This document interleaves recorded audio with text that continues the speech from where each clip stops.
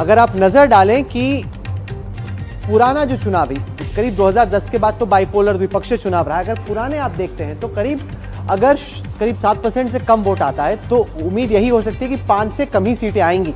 ये पुराने डेटा के हिसाब से एनालिसिस किया गया है। 7 से 14% के बीच में अगर जन स्वराज का वोट आता है तो उनको 5 से 20 सीटों के बीच में मिल सकती हैं। 14 से 17 के बीच अगर वोट आता है तो 21 से करीब 40 सीटें मिल सकती हैं। 18 के पार अगर वोट शेयर जन स्वराज का किसी तरह से जाता है तो फिर ये तय कर पाना कि सीटें कितनी आएंगी ये बहुत मुश्किल है, क्योंकि भारत के first past the post system में जहां पे जो सबसे आगे रहता है वो जीत जाता है।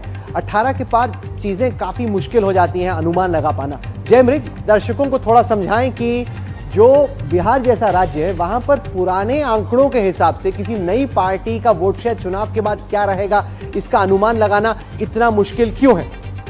जयमृग। बिल्कुल, देखिए राहुल, हमने ये डाटा तैयार करने से लगभग 1957 जो बिहार का दूसरा चुनाव है स्वतंत्रता के बाद, वहां से सारे आंकड़े जोड़ना शुरू किए। मतलब हमने उस जमाने में जो एक प्रखर पार्टियां मानी जाती थी, प्रजा सोशलिस्ट पार्टी, स्वतंत्र पार्टी, फिर बिहार में उस वक्त झारखंड पार्टी थी। बहुत कम लोगों को पता है कि बिहार की पहली विधानसभा में झारखंड पार्टी विपक्ष थी। मतलब एक छोटे रीजनल फोर्सेस का एंड पॉलिटिकल अपस्टार्ट्स का इतिहास रहा है बिहार में। उसके बाद सीपीआई एक वहां पे अपस्टार्ट थी।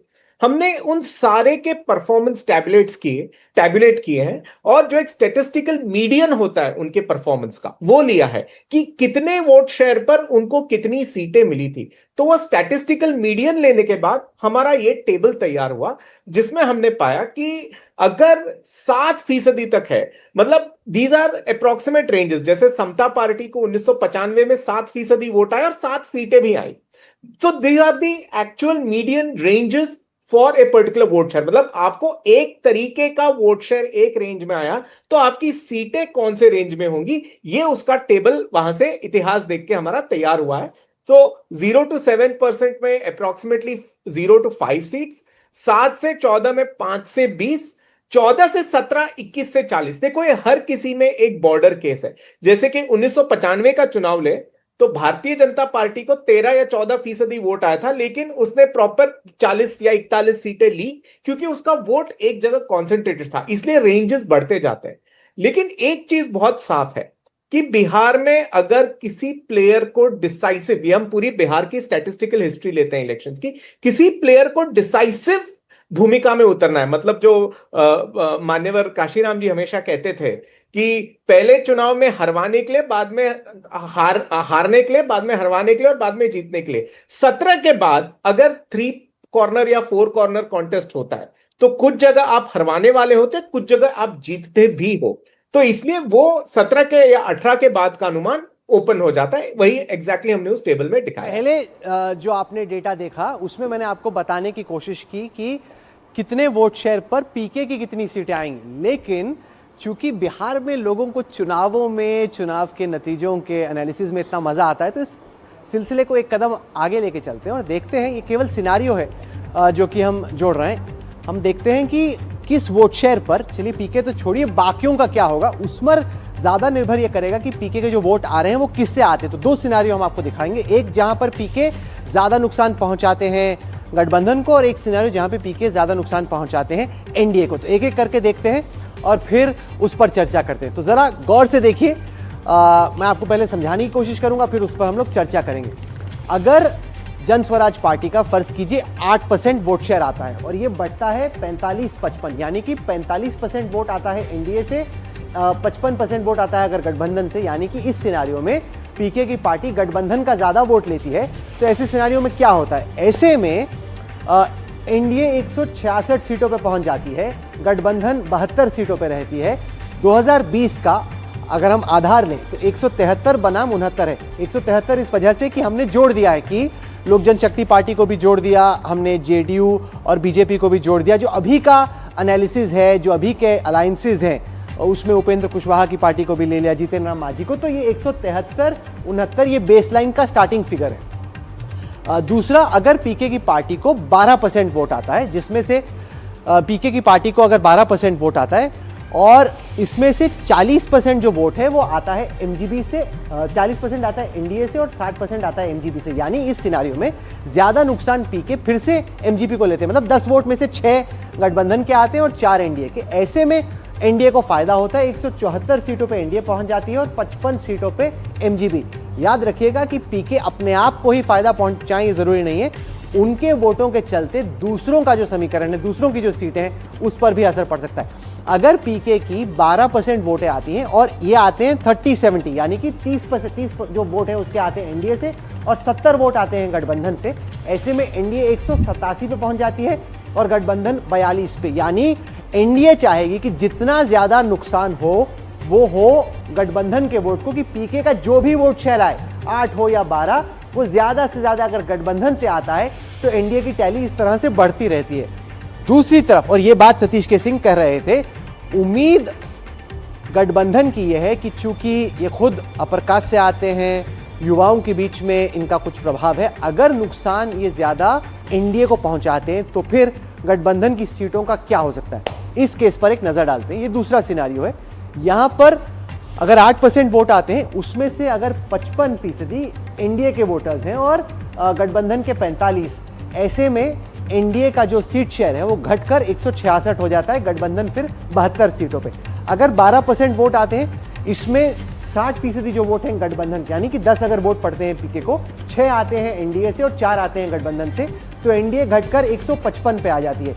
इसी तरीके से अगर 16% वोट आते हैं लेकिन 7 वोट आते हैं एनडीए से और 3 गठबंधन से, तो फिर आप देखते हैं किस तरीके से एनडीए का जो सीट शेयर है वो 114 पे आ जाता है और गठबंधन का 104 पे।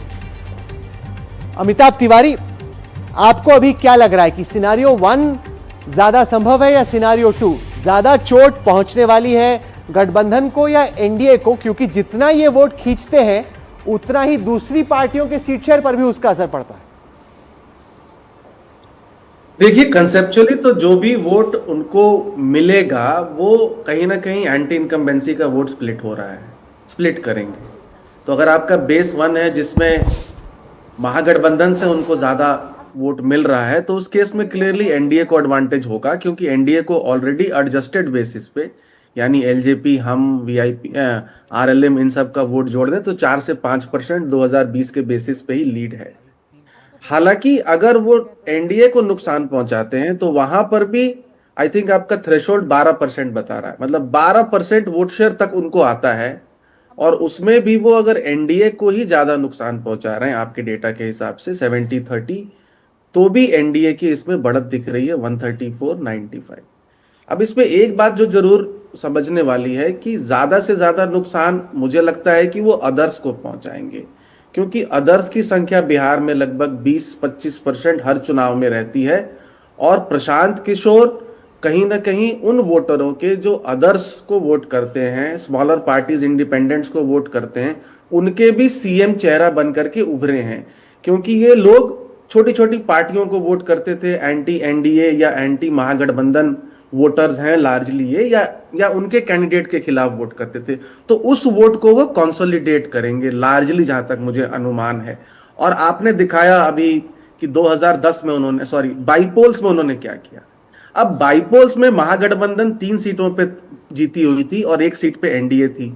इनके लड़ने की वजह से एनडीए 4 हो गई, महागठबंधन 0।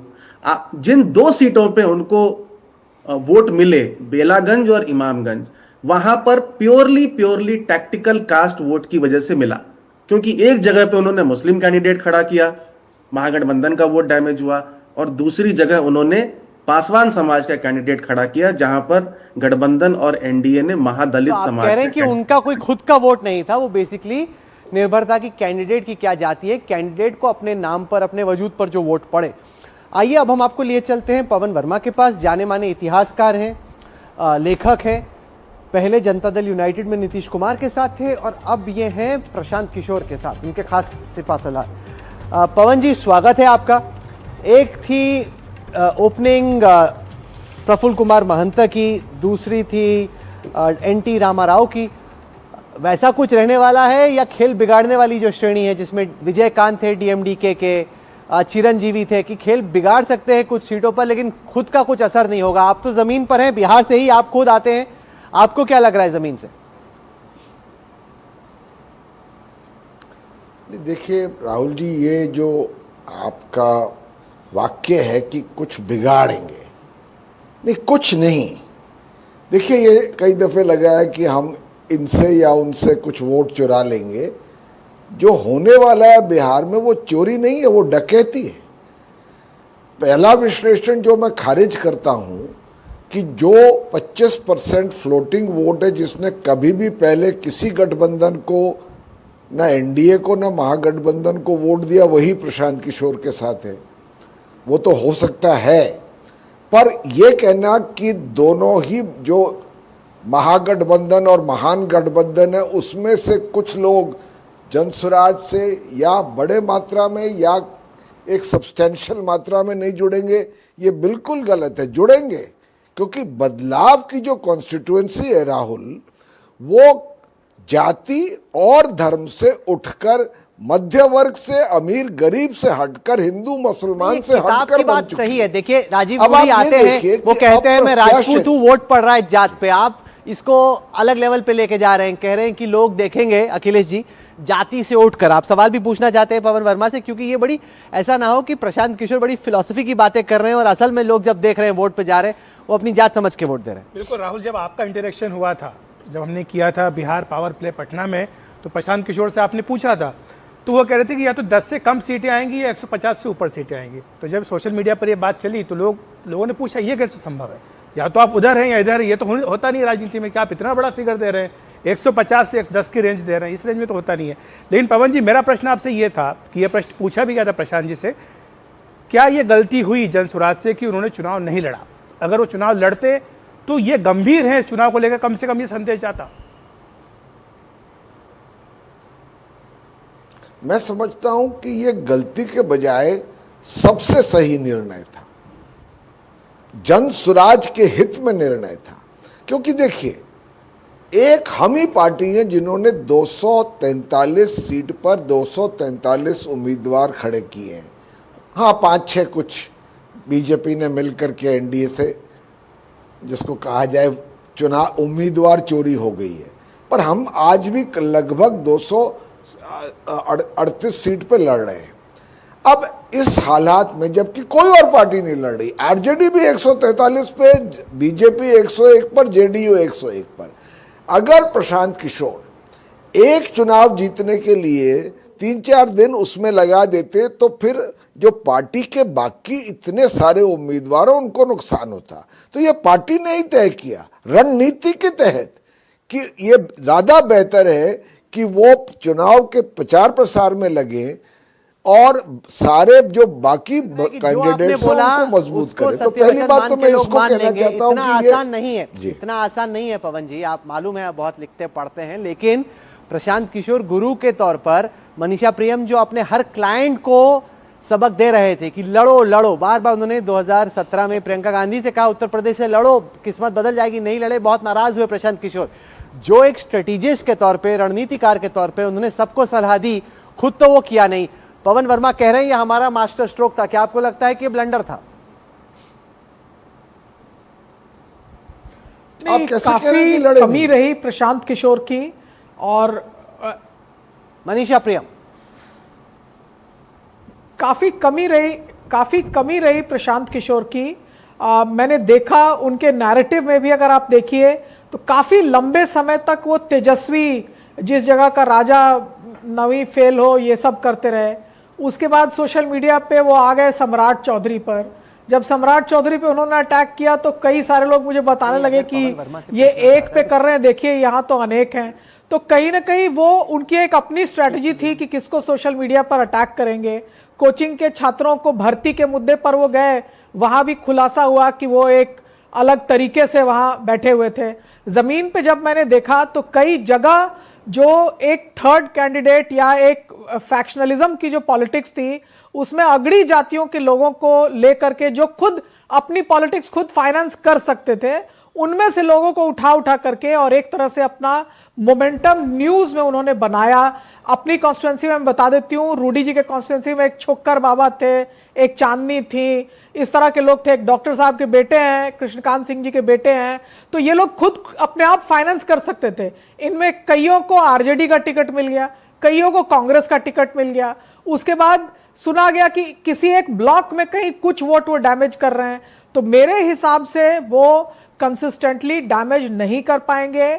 उनकी स्ट्रैटेजी जो है वो अब पूरा ओवरऑल बिहार स्टेट में ये भी क्लियर नहीं है कि वो एमजीबी को डैमेज कर रहे हैं कि एनडीए को। और जहां तक सोशल मीडिया आउटबर्स्ट का सवाल है, वो मल्टी डायरेक्शनल रहे हैं। तेजस्वी को भी बोला है उन्होंने, सम्राट चौधरी को भी बोला है, बाद में कुछ और बातें भी उन्होंने कही है, लेकिन उसका निचोड़ क्या है और मुद्दा क्या है ये समझ नहीं आया है।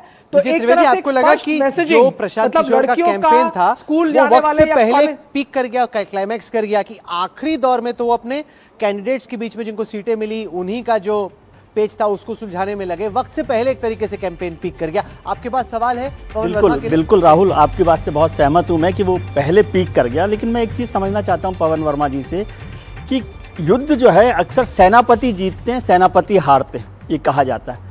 और इस युद्ध में जन स्वराज का सेनापति नहीं था, पहली बात।